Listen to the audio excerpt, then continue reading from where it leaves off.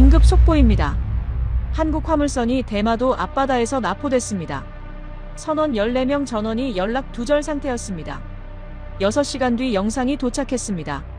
선원들이 바닥에 묶여 있었고 총구가 머리에 겨눠져 있었습니다. 72시간 안에 2천만 달러를 보내지 않으면 인질을 한 명씩 처형하겠다는 협박 메시지가 담겨 있었습니다. 범인들은 전 자위대 특수부대 출신 극우 조직이었습니다. 선박에는 삼성 반도체 장비가 실려 있었습니다.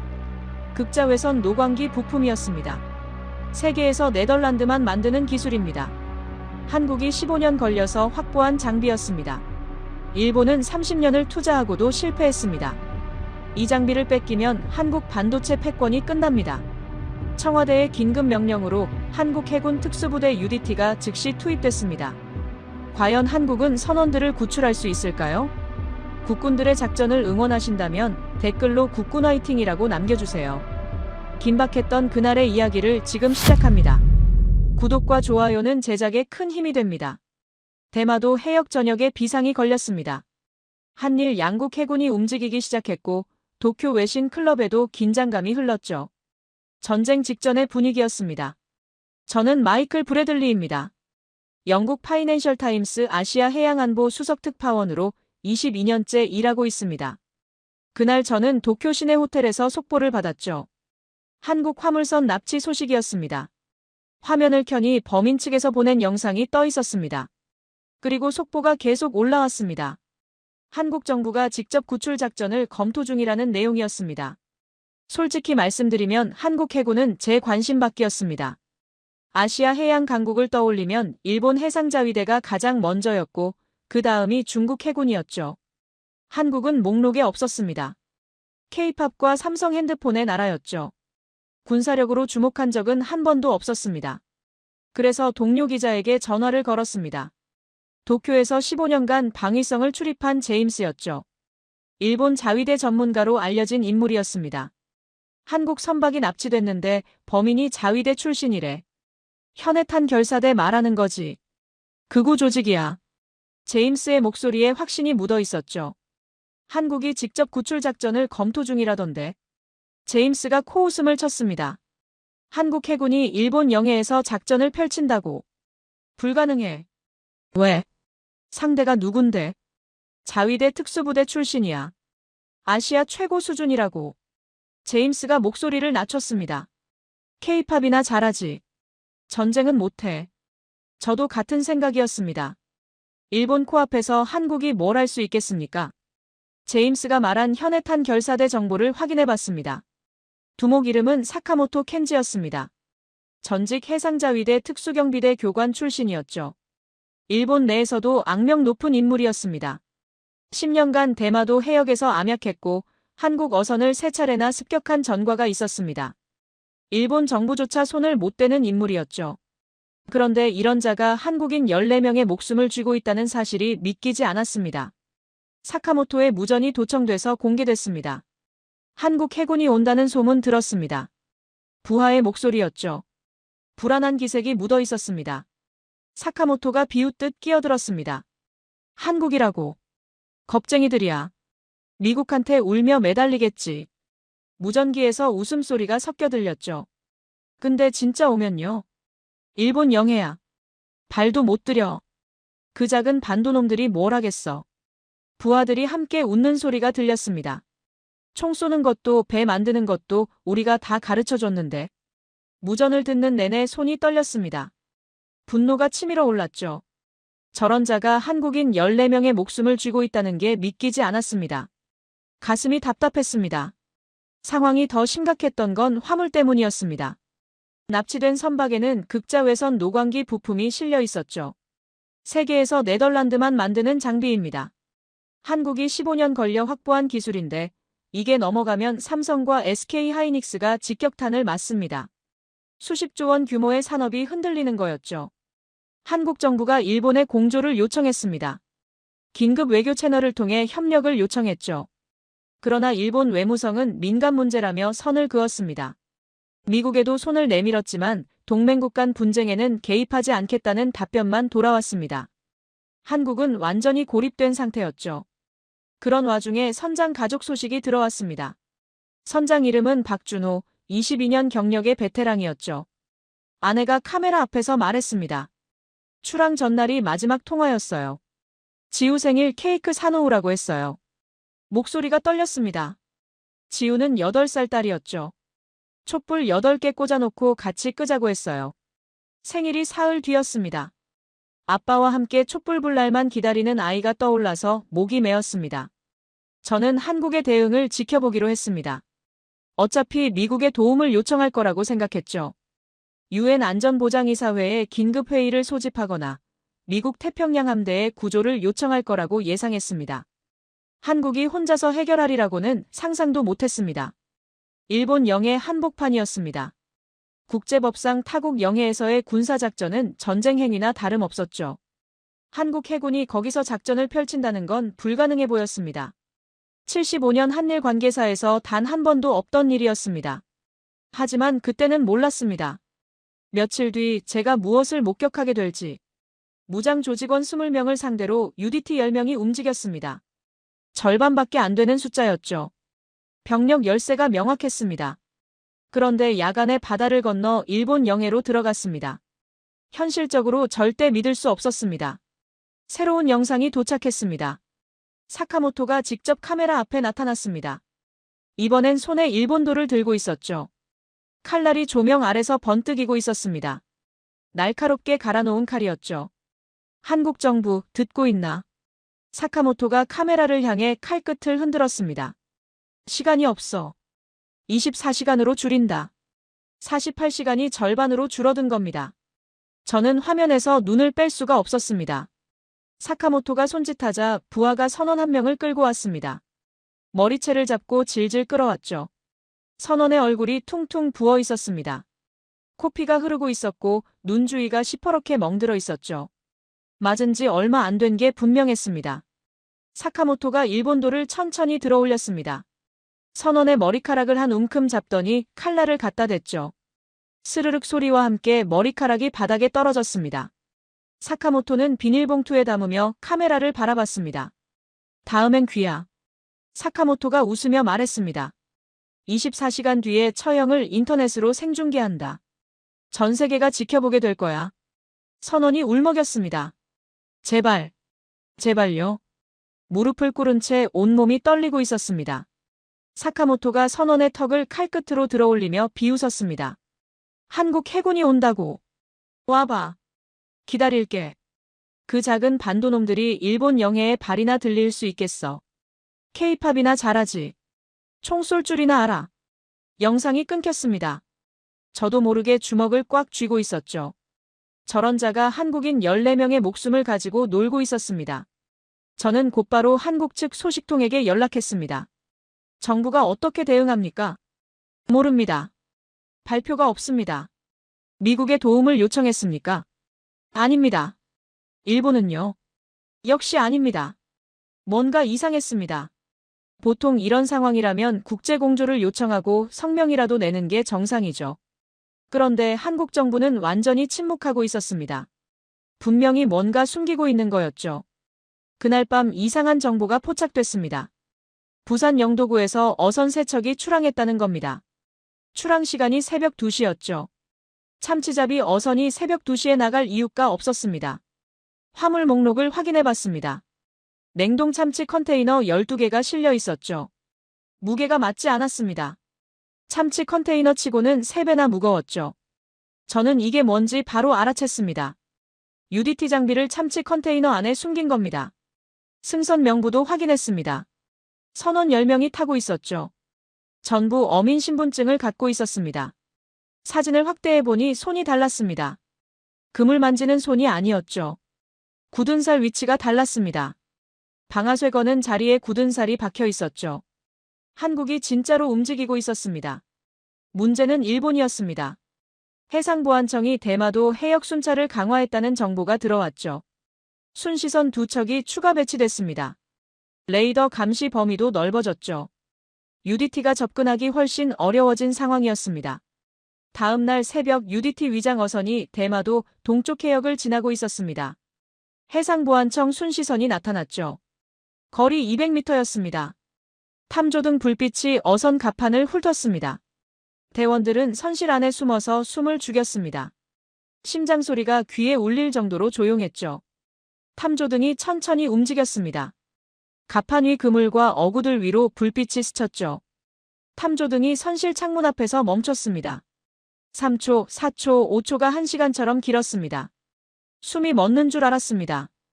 그때 불빛이 다시 움직였고 순시선이 속도를 높여 멀어졌습니다. 가까스로 넘긴 겁니다. 손이 떨렸습니다. 그날 밤 선장 아내의 인터뷰가 다시 나왔습니다. 따님이 뭐라고 하던가요? 촛불 얘기를 자꾸 해요. 무슨 얘기요? 혼자 불면 소원 안 이루어진다고요. 아빠랑 같이 불어야 된다고요. 따님한테 뭐라고 하셨습니까? 아빠 곧 온다고 했어요. 그렇게밖에 못했어요. 아내의 눈에서 눈물이 흘렀습니다. 8살짜리가 촛불 앞에서 아빠를 기다리고 있었죠. 혼자서는 불지 않겠다고 버티고 있었습니다. 그 모습이 떠올라서 목이 메었습니다. 남은 시간은 20시간이었습니다. 생중계 처형까지 하루도 남지 않은 상황이었죠. 한국은 완전히 고립된 상태에서 움직이고 있었습니다. 실패하면 끝이었습니다. 저는 결심했습니다. 한국 측에 연락해서 동승 취재를 요청했죠. 처음엔 거절당했습니다. 보안상 불가능하다는 답변이었죠. 22년간 쌓아온 인맥을 총동원했습니다. 도쿄 특파원 시절 알게 된 한국 해군 관계자에게 연락했죠. 몇 시간 뒤 답변이 왔습니다. 허가가 떨어진 겁니다. 직접 눈으로 확인해야 했습니다. 한국이 진짜로 해내는지 아니면 무모하게 무너지는지. 저는 UDT 위장 어선에 올랐습니다. 대마도 남쪽 해상이었죠. 무선 채널이 열려 있었고 작전 상황이 실시간으로 들렸습니다. 본선을 치기 전에 해결해야 할 문제가 있었습니다. 감시정이었죠. 본선에서 북쪽으로 2km 떨어진 해상에 소형 어선 한 척이 떠 있었습니다. 조직원 3명이 타고 있었고 사카모토의 눈과 귀였습니다. 이걸 먼저 제거해야 본선 기습이 가능했습니다. 자정이 넘은 시각이었습니다. 달이 구름에 가려져 있었고 어둠이 모든 것을 삼켰습니다. UDT 대원 4명이 수중 침투를 시작했습니다. 소리 없이 물속으로 들어갔습니다. 20분 뒤 무전이 왔습니다. 목표 하부 도착. 작업 개시. 대원들은 감시정 밑으로 잠수에 들어가 선체 바닥에 구멍을 뚫기 시작했습니다. 저주파 드릴이라 소리가 거의 나지 않았죠. 3분 뒤 구멍이 뚫렸습니다. 바닷물이 선체 안으로 스며들기 시작했고 빠르게 차올랐습니다. 갑판 위에서 고함 소리가 터졌습니다. 야, 물이 새. 바닥에서 물이 올라와. 조직원들이 당황해서 뛰어다녔죠. 심장이 빠르게 뛰기 시작했습니다. 그 순간 대원들이 선미로 올라갔습니다. 밧줄을 타고 3초 만에 갑판에 착지했죠. 완전히 소리가 없었습니다. 소름이 돋았습니다. 조직원 한 명이 뒤를 돌아봤습니다. 눈이 마주쳤죠. 뭐야? 소리치려는 순간 대원이 먼저 움직였습니다. 손으로 입을 막았습니다. 동시에 다른 손으로 목을 조였죠. 조직원이 발버둥 쳤습니다. 힘이 빠지면서 몸이 늘어졌죠. 3초 만에 쓰러졌습니다. 대원이 조심스럽게 바닥에 내려놓았습니다. 나머지 2명은 선실에서 물을 퍼내느라 정신이 없었습니다. 대원이 문을 열고 섬광탄을 던졌죠. 눈부신 빛이 터지면서 비명이 울렸습니다. 5초 만에 3명 전원 제압이 끝났죠. 대원들이 조직원 1명을 신문했습니다. 입을 열지 않았죠. 이를 악물고 버티고 있었습니다. 대원이 압박을 가했지만 소용없었습니다. 주머니를 뒤지자 방수 무전기가 나왔습니다. 전원을 켜고 주파수를 확인해보니 본선과 교신하던 채널이었죠. 대원이 무전기를 분해해서 GPS 추적 장치를 확인했습니다. 역추적을 시작했습니다. 2분 만에 본선 위치가 떴죠. 대마도 동북쪽 8km 해상이었습니다. 이상한 점이 있었습니다. 원래 위치에서 5km나 이동해 있었죠. 일본 영에 더 깊숙이 들어간 겁니다. 사카모토가 눈치를 챈 거였습니다. 한국군의 움직임을 감지하고 도망친 거였죠. 심장이 쿵 내려앉았습니다. 무전이 끊겼습니다. 지직거리는 소리만 나고 주파수를 바꿔봐도 반응이 없었죠. 일본 측에서 전파 교란을 시작한 거였습니다. 대마도 해역 전체를 전파 차단하고 있었죠. 15분간 완전히 고립됐습니다. 어선안은 정적만 흘렀습니다. 대원들도 저도 아무 말 없이 기다렸죠. 숨소리조차 들리지 않았습니다. 아무것도 할 수 없다는 무력감에 손이 떨렸습니다. 가슴이 답답했고 목이 타들어갔습니다. 무전이 복구됐을 때 새로운 영상이 도착해 있었습니다. 사카모토가 다시 나타났는데 이번엔 배경이 달랐습니다. 본선 조종실이었죠. 시간을 바꾼다. 12시간. 사카모토가 선원 한 명을 끌어냈습니다. 박준호 선장이었죠. 얼굴에 새로운 멍자국이 생겨 있었습니다. 추가로 폭행을 당한 거였죠. 사카모토가 권총을 선장 머리에 겨눴습니다. 장전하는 소리가 울렸죠. 이 사람부터 시작이야. 12시간 뒤에 봐. 영상이 끊겼습니다. 24시간이 12시간으로 줄었습니다. 선장이 첫 번째 희생자가 될 판이었죠. 숨을 쉴 수가 없었습니다. 영상 속 선장의 표정이 눈에 밟혔습니다. 공포와 절망이 뒤섞인 얼굴이었죠. 상황이 급변했습니다. 원래 계획은 24시간 안에 돌입하는 거였죠. 충분히 준비하고 안전하게 접근할 시간이 있었습니다. 이제 12시간밖에 없었습니다. 본선이 5km나 이동했고 전파 교란까지 시작된 상황이었죠. 작전 계획을 처음부터 다시 짜야 했습니다. 시간은 촉박했고 변수는 늘어났습니다. UDT 지휘관의 목소리가 들렸습니다. 계획 변경. 오늘 밤 돌입한다. 새벽 4시. 경비 교대 시간. 지휘관이 작전 계율을 설명했죠. A조 5명은 정면에서 선장실로 진입한다. B조 4명은 화물창으로 내려간다. 잠시 멈췄습니다. 무전기에서 숨소리만 들렸죠. 그리고 한 명은 환기구로 침투해서 브릿지 상부를 확보한다. 비상시 측면 지원 역할이다. 환기구 침투는 위험한 임무였습니다. 좁은 통로를 기어서 들어가야 하고 발각되면 빠져나올 수도 없었죠. 하지만 대원들의 표정엔 두려움이 없었습니다. 다들 침착하게 고개를 끄덕이며 임무를 받아들였죠. 저는 그때 처음으로 생각이 바뀌었습니다. 예상과 다르게 흘러가고 있었죠. 한국군은 물러서지 않았습니다. 시간이 줄어들어도 목표가 이동해도 전파가 끊겨도 오히려 더 빠르게 움직였습니다. 소름이 돋았습니다. 이들은 진짜였습니다. 제가 알던 한국군이 아니었죠. 이건 단순한 용기가 아니었습니다. 철저한 계산과 훈련의 결과였습니다. 22년간 아시아 군사 문제를 취재하면서 이런 모습은 처음 봤습니다. 작전 브리핑이 끝나고 지휘관이 무전으로 말했습니다. 성공하면 내일 가족품으로 돌려보낸다. 그 말을 듣는 순간 8살짜리 딸이 떠올랐습니다. 촛불 8개를 아빠와 함께 불고 싶다던 아이였죠. 혼자 불면 소원이 안 이루어진다던 아이였습니다. 생일이 이틀 뒤였죠. 케이크를 냉장고에 넣어두고 기다리고 있을 아이였습니다. 실패하면 아이는 아빠 없이 촛불을 불어야 합니다. 평생 그렇게 될 수도 있었죠. 그 모습을 상상하니 가슴이 무너졌습니다. 새벽 3시 30분이었습니다. 저는 UDT 지원 어선 브릿지에 있었죠. 통신 채널이 열려 있었고 작전 상황이 실시간으로 들렸습니다. UDT 10명이 최종 점검을 마쳤습니다. 달이 구름에 가려져 있었고 바다는 검은 먹물처럼 고요했습니다. 무전 속 지휘관의 목소리가 들렸습니다. 탄창 확인. 30발. 예비 2개. 이상 없음. 야시경 점검. 이상 없음. 출발한다. 고무보트가 어둠 속으로 미끄러졌습니다. 엔진 소리가 파도에 묻혔죠. 본선까지 거리는 1.5km, 15분이 걸렸습니다. 500m 지점에서 보트가 멈췄고 여기서부터 수중 침투였습니다. 10명이 입수했습니다. 수온은 14도였지만 아무도 떨지 않았습니다. 500m를 잠수해서 15분 만에 선체 밑에 도착했습니다. 선체 도착. 등반 개시. 무전이 들려왔습니다. 자력 등반 장비가 부착됐고 선미 쪽으로 올라갔죠. 녹슨 철판이 손에 걸렸습니다. 짠 냄새와 기름 냄새가 섞여 있었죠.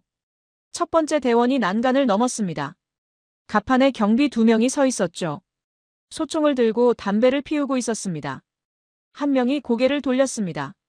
난간 너머 그림자를 본 건지 뭔가 눈치를 챈 거였죠. 접촉. 무전이 짧게 울렸습니다. 소음기에서 낮은 총성이 2번 울렸죠. 경비가 소리 없이 쓰러졌습니다. 두 번째 경비가 소총을 들어올리려 했지만 늦었죠. 총성이 두 번 더 울렸습니다. 3초 만에 끝났죠. 갑판 확보. A조 5명이 선장실로 향했습니다. B조 4명이 화물창으로 내려갔죠. 한 명은 미리 계획된 대로 환기구로 들어갔습니다. 동시 돌입이 시작됐죠. A조가 선장실로 향했습니다. 복도가 좁고 어두웠죠. 형광등이 깜빡거리고 기름 냄새가 진동했습니다. 야시경 속에 문이 보였죠. 문 앞에 경비가 한 명 있었습니다. 의자에 앉아 졸고 있었죠. 대원이 다가가서 소음기를 켜넣습니다. 방아쇠를 당겼죠. 낮은 총성과 함께 경비가 의자에서 미끄러졌습니다. 문을 열자 선원 3명이 의자에 묶여 있었습니다. 입에 테이프가 붙어 있었고 눈이 공포에 질려 있었죠. 대한민국에서 왔습니다. 조용히 하십시오. 구출하러 왔습니다. 대원이 속삭이자 선원들의 눈에서 눈물이 터졌습니다. 테이프를 제거하고 손목줄을 끊었죠. 3명 확보. 동시에 B조가 화물창으로 내려갔습니다. 철제 사다리가 녹슬어 있어서 발을 디딜 때마다 삐걱거렸죠. 어둠 속에서 웃음소리가 들렸습니다. 화물창 안에 조직원 8명이 있었습니다. 선원 11명을 지키고 있었죠. 테이블에 둘러앉아 술을 마시고 있었습니다. 경계가 완전히 풀려 있었죠. 대원이 손짓하며 섬광탄 핀을 뽑았습니다. 던졌죠. 눈부신 빛이 터지면서 굉음이 화물창을 울렸습니다. 조직원들이 비명을 지르며 눈을 가렸죠. B조가 돌입했습니다. 총성이 연속으로 울렸고 탄피가 바닥에 튕기는 소리가 났죠. 화약 냄새가 코를 찔렀습니다. 7초 만에 8명이 바닥에 쓰러졌죠. 화물창 확보. 선원 11명이 벽에 웅크리고 떨고 있었습니다. 괜찮습니다. 한국군입니다. 선원들이 울음을 터뜨렸죠. 11명 추가 확보. 14명 전원 생존 확인. 가슴이 터질 것 같았습니다. 14명입니다. 단 한 명도 빠짐없이 살아있었습니다. 눈물이 날 것 같았죠. 그런데 문제가 생겼습니다. 사카모토 없음. 무전이 울렸고 선장실에도 없었고 화물창에도 없었습니다. 두목이 사라진 거였습니다. 작전이 끝난 게 아니라는 걸 깨달은 순간 심장이 철렁했죠. 브릿지 확인. 지휘관의 명령이 떨어졌습니다. 조종실이었죠. 대원 2명이 계단을 뛰어 올랐습니다. 철제 문이 굳게 닫혀 있었고 잠겨 있었죠. 총으로 경첩을 쏘고 문을 발로 걷어찼습니다. 문이 안으로 쓰러졌죠. 사카모토가 안에 있었습니다. 권총을 들고 있었죠. 옆에 박준호 선장이 있었습니다. 목에 팔이 감겨 있었죠. 인질이었습니다. 사카모토의 다른 손에 뭔가가 들려 있었습니다. 빨간 버튼이 달린 검은 상자였죠. 기폭장치였습니다. 배에 폭탄이 있었습니다. 그 순간 심장이 쿵 내려앉았죠. 움직이면 다 죽어. 사카모토가 소리쳤습니다. 배 밑에 폭탄 있어. 이 버튼 누르면 전부 날아가. 사카모토의 눈이 번뜩였죠. 아직 겁먹지 않은 눈이었습니다. 물러서. 당장 물러서. UDT 대원이 멈췄습니다. 조준경 너머로 사카모토의 얼굴이 보였죠. 2m 거리였습니다. 사카모토가 웃었습니다. 한국군이 여기까지 왔네. 대단하다. 인정해줄게. 근데 끝이야. 사카모토가 선장의 머리를 권총으로 톡톡 쳤죠. 선장의 얼굴이 일그러졌습니다. 이 버튼 누르면 배째 날아가. 총 내려놓고 꺼져.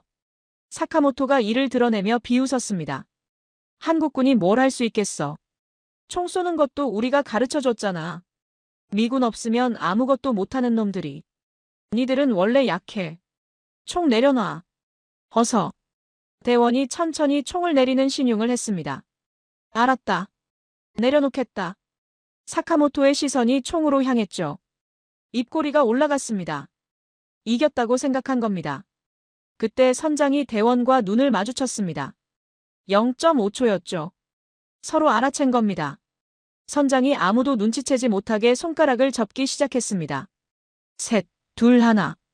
마지막 손가락이 접히는 순간 선장이 머리를 확 숙였죠. 동시에 천장에서 소리가 났습니다. 환기구 뚜껑이 떨어졌죠.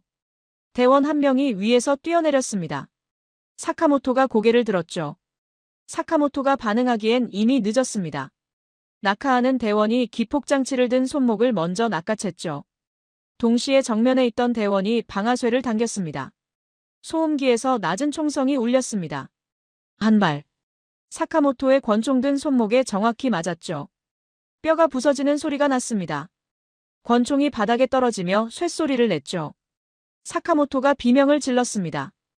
으악! 기폭장치가 바닥으로 떨어졌고 대원이 발로 걷어찼죠. 선장이 몸을 비틀어 사카모토의 팔에서 빠져나왔습니다. 대원들이 달려들어 사카모토를 바닥에 눌렀죠. 얼굴이 철판에 부딪히고 팔이 뒤로 꺾였습니다. 수갑이 채워지는 소리가 울렸죠. 타겟 확보. 무전이 나가는 순간 끝이었죠. 가슴이 터질 것 같았습니다. 해냈습니다. 믿을 수 없었습니다. 사카모토가 바닥에 엎드린 채 고개를 들었습니다. 피가 흐르는 입으로 중얼거렸죠. 불가능해. 한국군이. 어떻게? 아까의 자신감은 사라지고 없었습니다. 공포에 질린 눈이 떨리고 있었죠. 대원이 말했습니다. K-팝밖에 못한다며. 사카모토가 대답하지 못했습니다. 그냥 떨고만 있었죠. 돌입 시작부터 23분이었습니다. 조직원 20명 전원 제압, 선원 14명 전원 구출, 아군 사상자 0명. 완벽한 작전이었죠. 고속정이 접근해서 선원들을 한 명씩 태웠습니다. 박준호 선장이 마지막으로 올랐죠. 손목에 밧줄 자국이 선명했습니다. 선장이 대원에게 말했습니다. 고맙습니다. 목소리가 떨렸습니다. 딸이 기다리고 있습니다. 촛불같이 끄기로 했어요. 대원이 고개를 끄덕였죠. 집에 가십시오. 선장의 눈에서 눈물이 흘렀습니다. 고속정이 출발했습니다. 사카모토도 실려갔죠. 손목에서 피가 뚝뚝 떨어지고 있었습니다. 본선이 점점 작아졌죠. 작전은 성공이었습니다. 그때 무전이 들어왔습니다. 일본 해상보안청 순시선 접근 중. 현 위치에서 6km. 15분 뒤 도착 예상. 등줄기가 서늘해졌습니다. 아직 끝난 게 아니었죠. 고속정이 전속력으로 달렸습니다. 선원 14명과 사카모토가 타고 있었죠. 해상보안청 순시선 접근 중. 5km. 무전이 울렸습니다. 15분 전엔 6km였죠. 거리가 좁혀지고 있었습니다. 순시선이 더 빨랐습니다. 30노트 최신 순시선이었고 고속정은 25노트가 한계였죠. 10분 안에 따라잡힙니다. 여기는 일본 영해였습니다. 잡히면 일본이 한국의 영해 침범을 주장할 겁니다. 납치범은 극우 조직이지만 국제사회는 한국을 비난할 거였죠. 작전이 성공해도 정치적 실패가 되는 판이었습니다. 지휘관이 무전을 잡았습니다. 항로 변경. 남쪽으로 우회한다. 남쪽은 암초지대입니다. 알고 있다. 순시선은 못 따라온다. 대원들이 서로 눈을 마주쳤습니다. 암초지대 야간 통과는 자살 행위였죠. 수면 아래 숨은 바위가 배를 찢을 수 있었습니다. 고속정이 방향을 틀고 속도를 올렸습니다. 엔진이 비명을 질렀고 파도가 선체를 때렸죠. 선원들은 손잡이를 붙잡았습니다. 전방 500m 암초. 좌현 15도. 고속정이 급하게 방향을 바꿨고 몸이 한쪽으로 쏠렸습니다. 우현의 암초 접근. 확인. 회피한다. 배가 다시 흔들렸죠. 뒤를 돌아보니 순시선 불빛이 보였습니다. 따라오고 있었죠. 탐조등이 어둠을 갈랐고 거리가 점점 좁혀지고 있었습니다.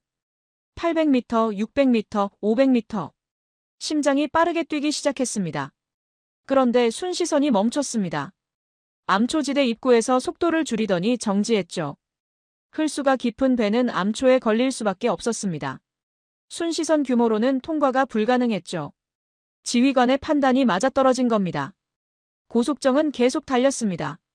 암초 사이를 빠져나가면서 대원들이 야시경으로 전방을 확인했죠. 실시간으로 방향을 지시했습니다. 좌현 10도. 직진. 우현 5도. 10분이 지나고 20분이 지났습니다. 드디어 암초지대를 벗어났죠. 일본 영해 경계선이 눈앞에 있었습니다. 영해 이탈 30초 전. 무전이 울렸고 모두가 숨을 죽였습니다. 10초. 5초. 영해 이탈 완료. 국제 수역 진입. 환호성이 터졌습니다. 선원들이 울었고 대원들이 서로 어깨를 두드렸죠. 끝이었습니다. 이번엔 진짜 끝이었습니다. 새벽 5시 47분, UDT 전원이 지원함에 복귀했습니다. 갑판에 발을 딛는 순간 함장이 다가와서 경례를 했죠. 수고하셨습니다. 지휘관이 경례를 받았습니다. 임무 완료했습니다. 그게 전부였죠. 환호도 없었고 축하도 없었습니다. 대원들은 그냥 조용히 함내로 들어갔죠. 프로였습니다. 저는 브릿지에서 모든 것을 지켜보면서 손이 떨렸습니다. 믿을 수 없었죠. 이게 정말 현실인지 확신이 서지 않았습니다. 기록을 정리했습니다. 돌입 시작부터 완료까지 23분, 조직원 20명 전원 제압, 선원 14명 전원 구출, 아군 사상자 0명. 일본 해상자위대 평균 47분, 미국 네이비실 35분입니다. UDT는 23분이었습니다. 단 23분입니다. 2배 이상 빨랐고 부상자도 없었습니다. 완벽했습니다. 가슴이 뜨거워지면서 제가 완전히 틀렸다는 걸 깨달았습니다. 한국을 과소평가했죠. K-팝과 드라마만 떠올렸고 군사력은 생각도 안 했습니다. 미군 뒤에 숨어있는 나라라고 생각했습니다. 창피했죠. 하지만 UDT는 이미 세계 최정예 수준이었습니다. 아니, 어쩌면 그 이상이었죠. 이제 우리가 배워야 할 차례였습니다. 함내 식당에서 UDT 대원들을 봤습니다. 조용히 라면을 먹고 있었죠. 아무 일도 없었던 것처럼 농담을 주고받고 있었습니다. 웃음소리가 들렸죠. 23분 전까지 총을 쏘던 사람들이었고 목숨을 걸었던 사람들이었습니다. 누군가의 아들이었고 누군가의 아버지였을 수도 있었죠. 저런 사람들이 대한민국을 지키고 있었습니다. 그때 뉴스 속보가 떴습니다. 한국 특수부대, 대마도 해역에서 자국민 전원 구출.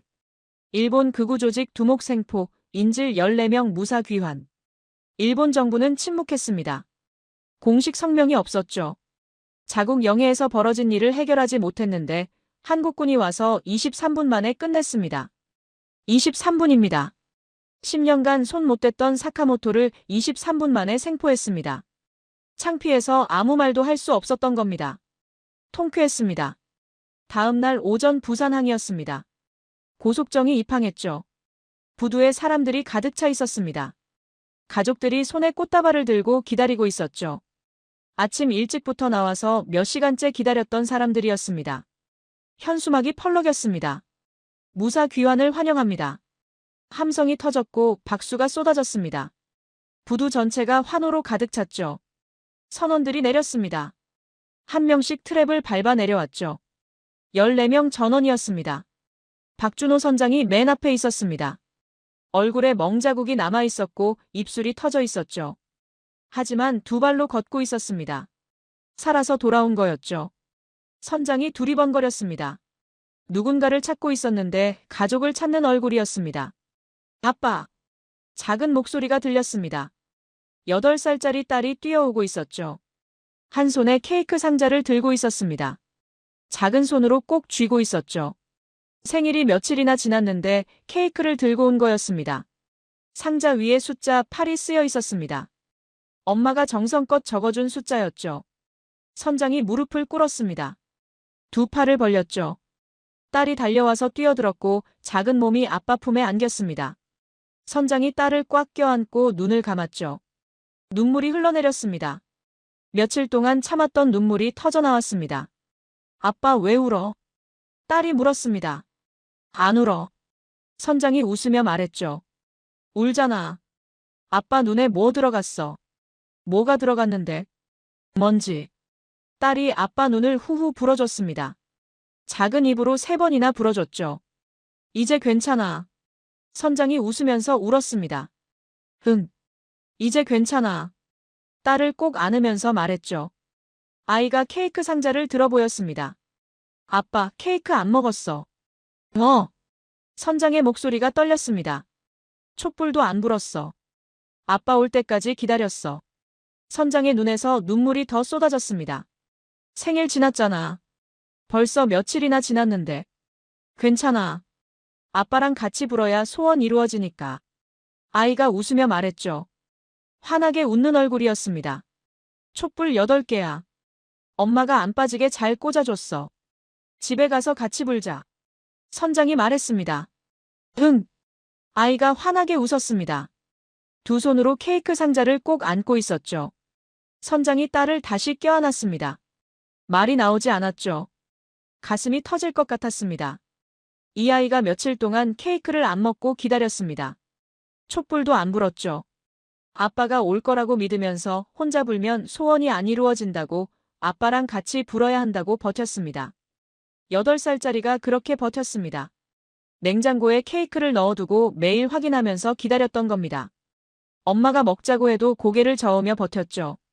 이게 UDT가 지킨 것이었습니다. 아내가 다가왔는데 눈이 벌겋게 부어 있었습니다. 며칠 동안 울었던 겁니다. 선장이 일어서서 아내를 안았습니다. 아무 말도 하지 않았고 그냥 안고만 있었죠. 한참을 그렇게 있었습니다. 미안해. 선장이 말했습니다. 걱정 끼쳐서. 아내가 고개를 저었죠. 살아만 있으면 돼. 다 필요 없어. 살아있으면 돼. 목이 메었습니다. 다른 가족들도 제외하고 있었습니다. 아버지가 아들을 안았고 형이 동생 등을 두드렸습니다. 어머니가 아들 얼굴을 쓰다듬었죠. 주름진 손이 아들 얼굴을 어루만지고 있었습니다. 밥 먹었어. 어머니가 아들에게 물었습니다. 배에서 먹었어요. 뭘 먹었는데? 라면이요. 라면만 먹었어. 아들이 고개를 끄덕였습니다. 네. 집에 가서 엄마가 밥 해줄게. 된장찌개 해주세요. 그래. 된장찌개. 어머니의 눈에서 눈물이 흘렀습니다. 아들도 울었죠. 울음소리와 웃음소리가 섞여서 부두 전체가 눈물바다였습니다. 꽃다발과 손수건이 곳곳에 보였죠. 저는 멀리서 지켜보고 있었습니다. 이게 UDT가 만든 기적이었죠. 14개의 가족이 다시 만났습니다. 그런데 문득 깨달았습니다. UDT는 여기 없었죠. 환호를 받는 사람은 선원들이었습니다. UDT는 이미 떠나고 없었습니다. 어디론가 사라졌죠. 다음 임무가 기다리고 있을 거였습니다. 쉴 수 없었습니다. 언제나 그랬죠. 영웅이 되려고 싸우는 게 아니었습니다. 그냥 싸우는 사람들이었습니다. 묵묵히. 3개월이 지났습니다. 저는 다시 대마도 해역에 왔죠. 작전이 벌어졌던 바다였습니다. 그때의 긴장감이 떠올랐습니다. 바다는 평온했습니다. 파도만 출렁거렸고 아무 일도 없었던 것처럼 고요했죠. 하지만 저는 알고 있었습니다. 이 바다 아래에서 무슨 일이 벌어졌는지. 그날 새벽을 떠올렸습니다. 어둠 속에서 들려오던 무전소리, 총성, 비명, 그리고 타겟 확보라는 짧은 보고. 23분 동안 벌어진 일이었죠. 그 짧은 시간 동안 모든 게 끝났습니다. 사카모토는 한국 교도소에 수감됐습니다. 무기징역이었죠. 10년간 대마도 해역을 장악하던 자였고 일본 정부도 손 못 대던 자였습니다. 일본 해상보안청이 3번이나 체포를 시도했지만 실패했던 인물이었죠. UDT가 23분 만에 잡았습니다. 단 23분입니다. K-팝이나 하던 놈들이라고 조롱하던 사카모토가 손목에 총 맞고 끌려가면서 오줌 지리며 빌었습니다.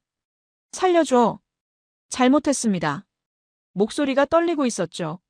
저 거만하던 자가 바닥에 엎드려 빌고 있었습니다. 10년간 대마도를 공포에 떨게 한 자의 최후였습니다. 통쾌했죠. 속이 다 시원했습니다.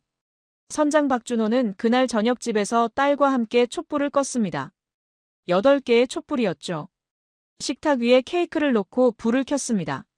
촛불 8개가 따뜻하게 빛났죠. 아이가 아빠 손을 잡았고 둘이 함께 후 불었습니다. 촛불이 하나씩 꺼졌습니다. 마지막 촛불이 꺼지는 순간 아이가 웃었죠. 소원 빌었어. 응. 뭐 빌었는데? 비밀이야. 에이. 선장이 웃었습니다. 아이도 웃었죠. 그게 UDT가 지킨 것이었습니다. 평범한 가족의 평범한 저녁이었습니다. 케이크를 자르는 소리, 웃음소리, 그런 소소한 행복이었죠. 일본 정부는 끝내 아무 말도 하지 않았습니다. 항의도 유감 표명도 없었죠. 자국 극우 조직이 한국인을 납치했고 자국 영해에서 벌어진 일을 해결하지 못했습니다. 한국군이 와서 끝냈죠. 코앞에서 당하고도 할 말이 없었던 겁니다.